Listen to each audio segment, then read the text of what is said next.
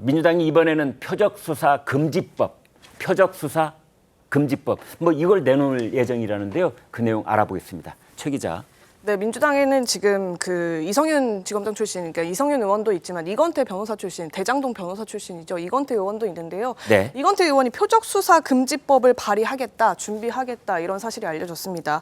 표적수사 금지법은 영장 청구를 받은 지방법원 판사가 표적수사로 의심할 만한 상당한 이유가 있는 경우에는 이 영장 청구에 대해서 기각을 해야 한다 이런 주장이거든요. 이 내용을 법안에 명시를 하겠다는 건데요.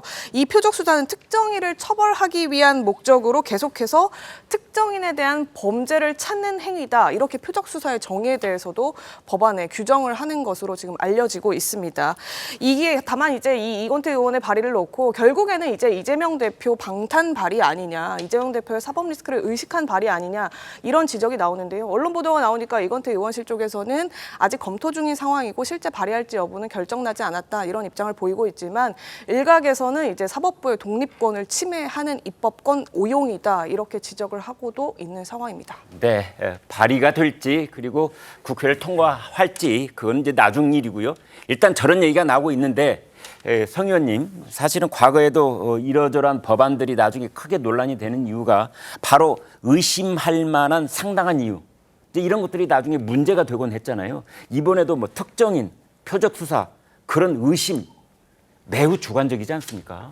그러니까 이런 주관적인 거를 가지고 민주당이 거대 야당으로서 법제화를 시키고 심지어 법원에 대한 판단의 도구로 쓰겠다는 게 굉장히 이건 위험한 발상입니다. 네. 예전에 이제 그 뭐 공산당에서 스트라디바리우스라고 하는 세계 최고의 바이올린을 네. 나눠주는 과정에서 누가 연주를 제일 잘하냐 이런 주관적인 문제에 대해 가지고 공산당 차원에서 나눠가지고 뿌려주는 이런 좀 코미디가 있었거든요. 예. 저는 그것만큼이나 이거는 정말 말이 안 되는 일이라고 봅니다. 이게 일종의 제가 볼 땐 3당 콤보 같은데요. 첫 번째 일단 표적 수사에 대한 그 얘기도 지금 있고요. 네. 두 번째 또 얘기가 나왔던 게 판사 선출에 대한 얘기가 있었습니다. 네. 세 번째가 판검사 법 왜곡죄라는 것까지도 얘기하고 있습니다. 네. 민주당의 3당 콤보 같은 경우는 상권 분립을 3단으로 다 파괴하는 거라고 저는 봐요. 3단 콤보가 뭡니까? 이거 지금 세 가지 전부 다잖아요. 표적 수사도 얘기하는 것이도 말씀하시는 그렇고. 겁니까? 3당 콤보 지금 공격을 하고 있다는 예, 거죠. 네, 네. 이렇게 3당 콤보로 지금 이제 상권 분립을 다 저는 파괴하고 있다고 봅니다. 아니 왜냐면은 판사 선출이라고 하는 것도 저는 진짜 기가 막힌 얘기라고 하는데 네. 판검사 법 왜곡죄 같은 경우는 지금 이제 얘기하는 게 뭐냐면은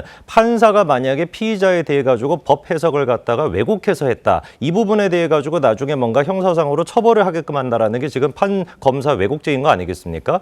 아니 판사가 법을 갖다가 선별적으로 해석을 하는 게 그게 대한민국의 상권 분립의 핵심입니다. 네. 근데 1심에서 그게 만약에 조금 부족할 수 있다라고 한다면 2심, 3심까지 만들어놔서 사법체계 내에서 그게 처리가 되도록 하는 게 대한민국의 헌법이란 말이에요. 그거를 엄연하게 사법부로 분리를 하고 있는 상태인데 입법부가 나서가지고 그거를 강제하고 심지어 처벌까지 하겠다? 무슨 근거를 가지고 무슨 도대체 잣대를 가지고 판사가 선별적으로 했는지 왜곡했는지를 어떻게 민주당이 그걸 판단할 수가 있습니까? 이 부분에 대해 가지고 이미 1680년대에 태어났던 몽테스키에가 법의 정신이라는 책을 통해 가지고 상권 분립을 다 만들어 놨습니다. 네. 무려 지금으로부터 400년 전의 얘기란 말이에요. 제가 봤을 땐 지금 민주당이 하고 있는 이 모습에 대해 가지고 외신들이 보기에도 진짜 기가 찰 거다라는 생각이 듭니다. 네, 성 의원께서 답답하셨는지 몽테스키웨의 삼권 분립 얘기까지 이제 꺼내실 수밖에 없는 그런 심정이신 것 같습니다. 김진욱 대변인께요.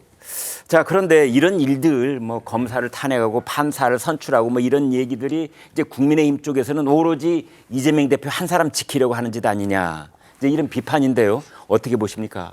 그러니까 참 그 국민의힘에서는 되게 편하겠어요. 그러니까 어떤 주장을 하면은 그냥 거기에 이재명 대표만 갖다 집어넣으면은 모든 걸 다 해결할 수 있는 거 아닙니까? 네. 그러니까 지금 우리나라의 검찰, 물론 많은 대다수의 검사들이 정말 열심히 일하고 있고 또 이 그 법 이익을 지키기 위해서 노력하고 있는 거 잘 알고 있습니다. 그럼에도 불구하고 일부 검사들에 의해서 그 정의롭지 않은 사건들이 실행된 적들이 상당히 여러 번 있습니다. 네. 예를 들면 뭐 표적 수사, 별건 수사 뭐 등등 해가지고 상황들이 많았고요. 심지어는 뭐 예를 하나 들어볼까요? 서울시 공무원을 간첩 조작한 혐의, 이 부분에 대해서 대법원 결국은 대법원에서 무죄 판결을 받았습니다. 네. 그런데 이 사건을 가지고 처벌을 받은 검사가 있습니까? 아니면 판사가 있습니까? 이렇게 본인들이 그 범죄 혐의가 확실하다고 만들어 놓은 그런 또 조작해서 만들어 놓은 그런 범죄들 이런 것에 대해서는 누가 책임질 것이냐 하는 부분에 있어서 고의로 조작했거나 아니면 고의로 법을 왜곡해서 해석한 경우에는 처벌할 수 있게 하자라는 것이 어떻게 이재명 방탄을 위한 것인가, 이렇게 한 사람을 위한 법을 만들고 있다라는 프레임을, 거짓된 프레임을 자꾸 쓰는 것, 이것이 정치적인 것이다라고 얘기할 수밖에 없고요. 법은 만인을 위해서 공평하게 존재해야 되는 거 아니겠습니까? 네. 근데 지금 우리 이 대한민국의 현실에서 그 법이 만인에게 공정하게 집행되고 있다라고 느끼는 국민들이 몇이나 되겠습니까? 실제 김건희 여사님 같은 경우에도 지금 공정하게 집행되고 있다고 느껴지나요? 권익위의 판단이 정말 공정한 판단이라고 느껴지나요? 그렇지 않은 상황들에 대해서도 우리가 한번 연구해 볼 필요가 있다. 이 부분에 대해서도 본격적으로 논의해 볼 필요가 있다. 이런 얘기를 하는 것을 무조건 이재명 방탄이다. 이렇게만 얘기하는 것은 아무것도 하지 마라라는 얘기하고 다름 아니다라고 보여집니다. 네. 이재명 한 사람을 지키기 위한 것이다라는 국민의힘의 비판은 이재명 한 사람에게 모든 것을 씌우려는 거짓 정치적 프레임이다. 이런 말씀을 주셨는데요. 최 국장님. 근데 이렇게 생각하시면 돼요. 네.